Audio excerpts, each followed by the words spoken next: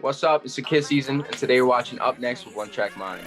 Yeah, I'm chilling with One Track Mind. I'm here with One Track Mind. One Track Mind. One Track Mind, we lit. She want me, I don't wanna meet her. I get it back and I'm doing the most. I'm making hits and I feel like the GOAT. Now I got money, I'm making it toast. These bitches on me, they doing the most. First and foremost, the Kiss season, like, where does your name come from? Bro, I made this name about 2 years ago. I actually didn't put like a lot of thought into this, bro, but a lot of people were using Kid in their name, and I was really young at the time, so I wanted to be like the next generation of music coming up. So I just called myself Kid. I was actually used to make music for fun. I had a pretty whack name. It was Kid Genius, and I was like, bro, I got to change this shit up. And I saw like I love the abbreviation season. A lot of people started using it more and more. So I was like, the Kid season is perfect because it's like the is 3 letters, Kid is 3 letters, season is 3 letters. And 3 words. It just looks clean together, and I thought it had a good flow too. That's dope. How many tracks did you drop under like the Kid Genius? I think I did like 2, bro. I didn't even like really drop them officially. Like it was just kind of like a name I would just mess around with on SoundCloud and shit. Did you re-release them as the Kid season? No, I dropped 2 tracks. Like I think it was just like fun tracks with my boy. Like it was like we were just doing shit for fun in like his basement, and we didn't drop them on like all platforms, bro. We just dropped them on SoundCloud. But the Kid season, I dropped my first EP on. Okay, cool. All right. And like speaking kind of like your beginnings, like where you started at, how did you get into music? Like what really got you into this lane? Bro, I love music. Like I've always loved music. I fell in love with music when I was like 3 or 4, bro. And so I never really made music though till I got a mic like when I was 13 or 14. And I really just wanted to, like, I had no faith in myself. I was not very self-confident or anything, but I really love music. So I grew up listening to like pop music and shit, more of that, just mainstream. And then artists like X and Uzi and people like in the more new generation rappers, it's like damn, bro, shout out X. Like that was the person who made me fall in love with hip hop in general. Really made me like fall in love with hip hop and just listen to all these artists, bro. I got attached. So that's how I started, man. I started making music like kind of in that genre of melodic hip hop, and I didn't really tell anyone that I was doing it, and then it started popping off and people started to notice, and bro, ever since then it's just been going up. That's wild. And you said X was one of your inspirations. You ever try that like sad boy kind of lane? Yeah, I have a couple songs in that kind of like sad boy melodic vibe, and I really like it. I think it's like it helps people. I think people connect more to it. There's a lot of people who are going through shit, so I've definitely tried to put like my emotions into a track and not just do hype shit. So yeah, for sure. Definitely. And speaking about like X and like kind of these bigger artists that are in the industry, has anyone ever showed you love? Anyone that you looked up to kind of like reached out since you started getting popping? No one like extremely mainstream, but I've definitely gotten like when I was a really small artist, I looked up to underground people who were kind of getting popping, but nothing close to mainstream.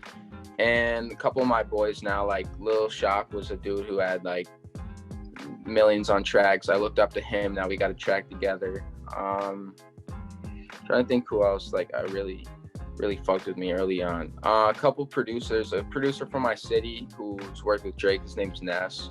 He really he saw potential in me. He fucked with me and let me know that. I really like that.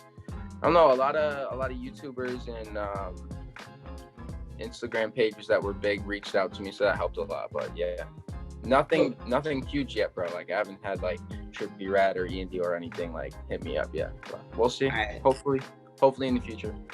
Those are kind of like 2 of the living people that you rock with though, E&D or Trippie Redd? Kind of just first people that came to my mind in this like melodic hip hop vibe, but it could be anyone, bro. Like E&D is definitely like a big inspiration though. I think we both take a similar lane, and he kind of came out of nowhere in this melodic shit, and now he's like got the biggest song in the world. So fuck it, bro. Facts. And at what point, like obviously music is a dream that a lot of people have. At what point did you realize that it was one that was attainable for you? You say you were doing it quietly at first. Yeah, so I think the first day I hit 100,000 streams on SoundCloud, I felt like I was like the man. Like I thought, I was so happy. Like seeing that shit really made me think like, damn, this is actually something that could become a career for me.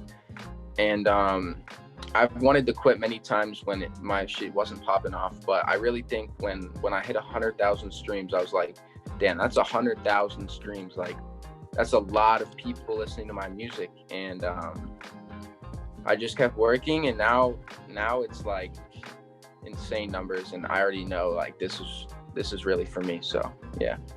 All right, yeah, and you said 100,000 streams. You got like 32,000 followers on Instagram. You got like a big fan base. As a 16-year-old, how do you balance school and like catering to your fan base and audience? I mean, I just try to act as like I don't try to treat it as anything huge. I just try to live a normal like life. Like it's not like I'm some like big celebrity yet, you know what I mean? Like it's not like I walk into school and people like bow down to me, you know what I mean? Like nothing really changed that much for me yet. Like I go to school, bro, I get my work done, I have friends I hang out with, and at the same time I'm always working on interacting with my supporters, like basically my family. Like these people are who motivate me, and working on music. And whenever I'm not doing school, I'm going crazy. Like whether it's music videos, music, merchandise, anything I can do to create content, I'm working on. Definitely the move. Definitely the way to go. And speaking about, yeah, for sure. Speaking about creating content, you know, you're coming up in this newer wave of hip hop, and I found you through TikTok. How has social media in general kind of like contributed towards you as an independent artist? Bro, it's everything that social media is why my career exists, because I haven't done one show yet. I haven't done like public appearances or anything like that. Like I literally use social media to grow me from nothing. So I mean, SoundCloud was a big start for me, just marketing on there. Like I would get pre-posts for reposts with other artists. I used to even self-promote myself, like anything I could to get people to listen. So I really like mastered social media promotion, because that's all I could do. I couldn't really do shows or anything, especially during COVID. Like it's really been good for me because people who relied on their shows to carry them and all that had to focus on just the online shit, which is what I had in the first place.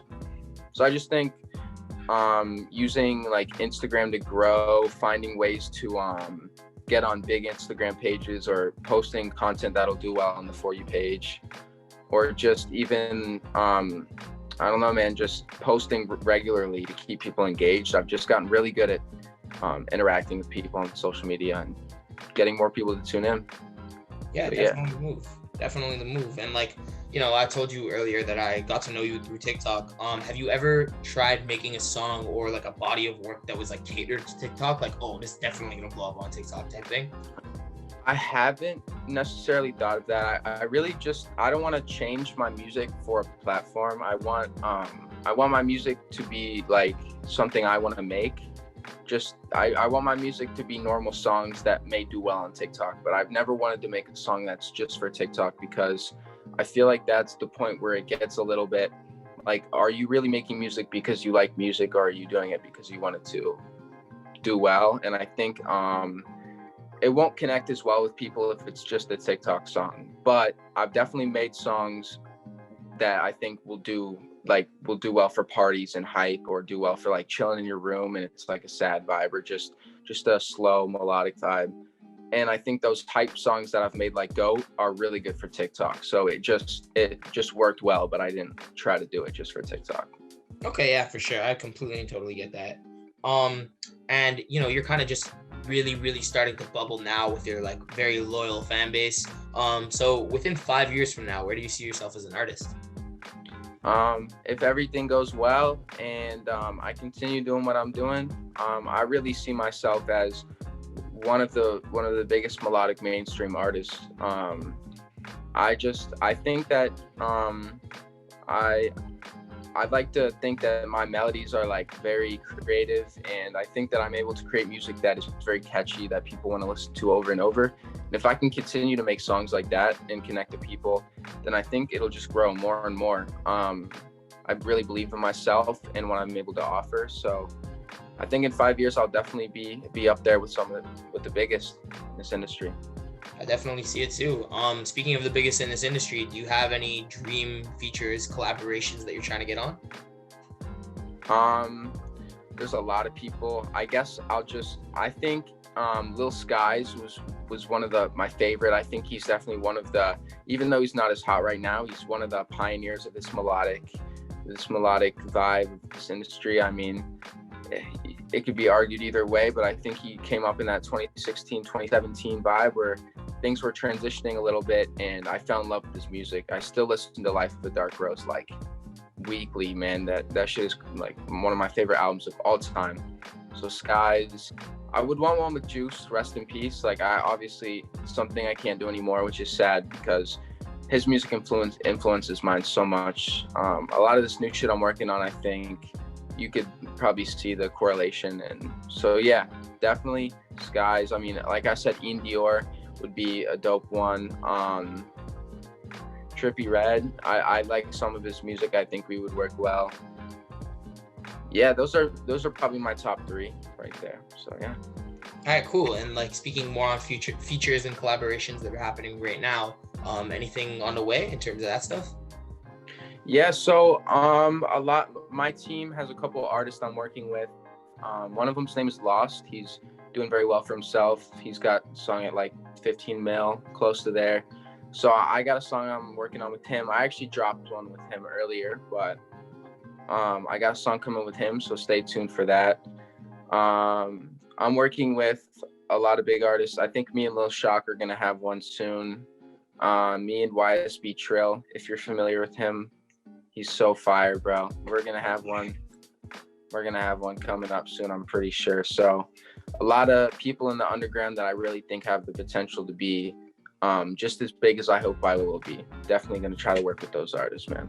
That's dope. And then like more on like music on the way. Anything dropping anytime soon? Yeah, bro. I got a song dropping on November 6th, so stay tuned for that. That's in about 5 days, I think.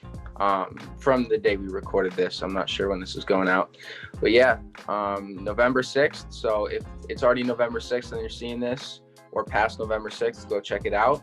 I really think you guys will like this one. It's like a guitar type song. It's kind of sad, but at the same time, it slaps hard. So I think it could match that vibe. A lot of Juice WRLD vibes, I think.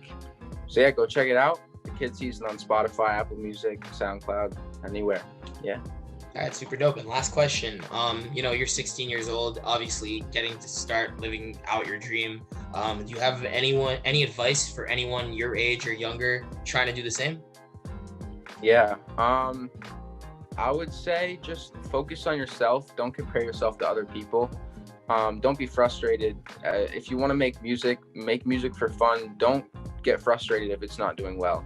I've had many times in my career where it's gone really nowhere and I've taken losses, but I continued to work and trust in myself, and it's really worked out. So I would just say trust in yourself, keep working hard, and if it's really something you want to do, if you really put that work in, you're gonna do it. But you just have to really put that work in and continue to do what you love, and as long as you're happy, then keep doing it. It'll work out.